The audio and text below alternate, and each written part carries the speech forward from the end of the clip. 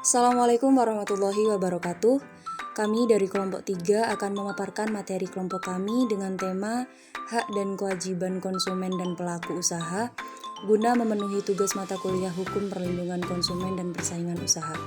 Mata kuliah tersebut dibimbing oleh Ibu Afrik Yunari, MH.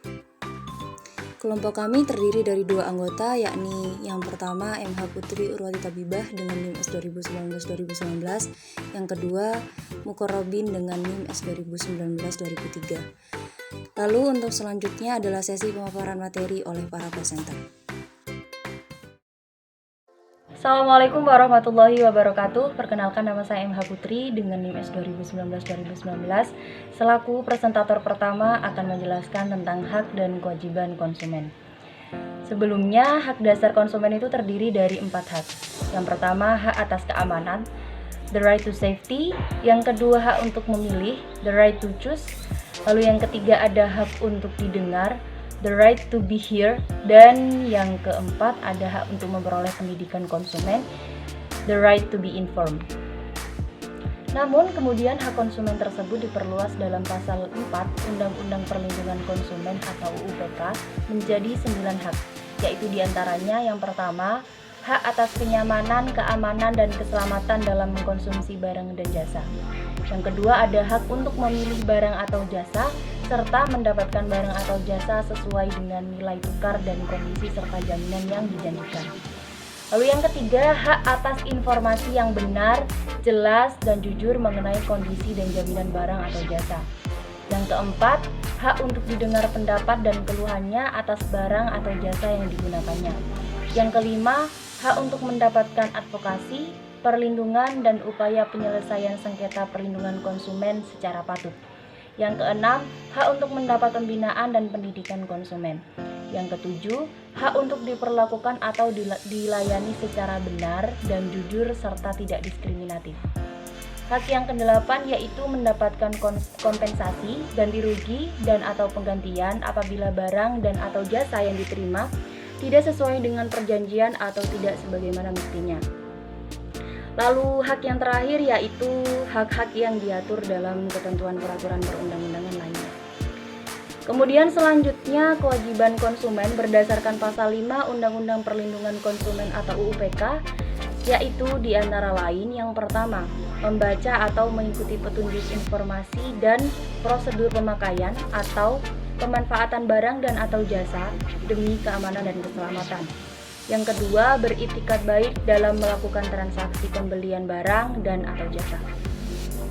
Yang ketiga, membayar sesuai dengan nilai tukar yang disepakati. Yang keempat, mengikuti upaya penyelesaian hukum sengketa perlindungan konsumen secara patut.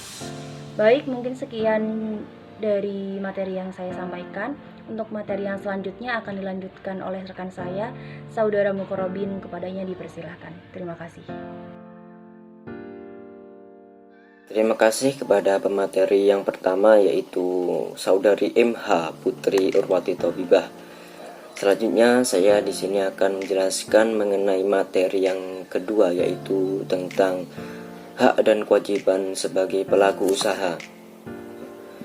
Adapun yang pertama yaitu hak sebagai pelaku usaha berdasarkan pasal 6 UU-PK adalah yang pertama, hak untuk menerima pembayaran yang sesuai dengan kesepakatan mengenai kondisi dan nilai tukar barang atau jasa yang diperdagangkan. Yang kedua adalah hak untuk mendapat perlindungan hukum dari tindakan konsumen yang beretikat tidak baik. Yang ketiga adalah hak untuk melakukan pembelaan diri sepatutnya di dalam penyelesaian hukum sengketa dan konsumen. Yang keempat adalah hak untuk rehabilitasi nama baik apabila terbukti secara hukum bahwa kerugian konsumen tidak diakibatkan oleh barang dan jasa yang diperdagangkan. Yang terakhir adalah hak-hak yang diatur dalam ketentuan peraturan perundang-undangannya yang lainnya. Next. Baik, selanjutnya yang kedua mengenai kewajiban pelaku usaha berdasarkan pasal 7 UU-PK. adalah sebagai berikut. Yang pertama, beretikat baik dalam melakukan kegiatan usahanya. Terus yang kedua, memberikan informasi yang benar, jelas, dan jujur mengenai kondisi dan jaminan barang atau jasa, serta memberi penjelasan penggunaan, perbaikan, dan pemeliharaan. Yang ketiga, memperlakukan atau melayani konsumen secara benar dan jujur serta tidak diskriminatif. Yang keempat, menjamin mutu barang atau jasa yang diproduksi atau diperdagangkan berdasarkan ketentuan standar mutu barang atau jasa yang berlaku. Terus yang kelima, memberi kesempatan kepada konsumen untuk menguji atau mencoba barang jasa tertentu serta memberi jaminan atau garansi atas barang yang dibuat atau diperdagangkan. Terus yang keenam, memberi kompensasi atas ganti rugi atau penggantian atas kerugian akibat penggunaan, pemakaian, dan pemanfaatan barang atau jasa yang diperdagangkan.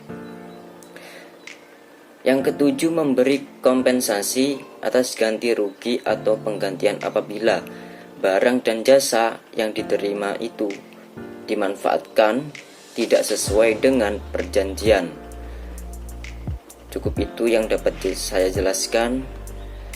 Sekian, terima kasih. Assalamualaikum.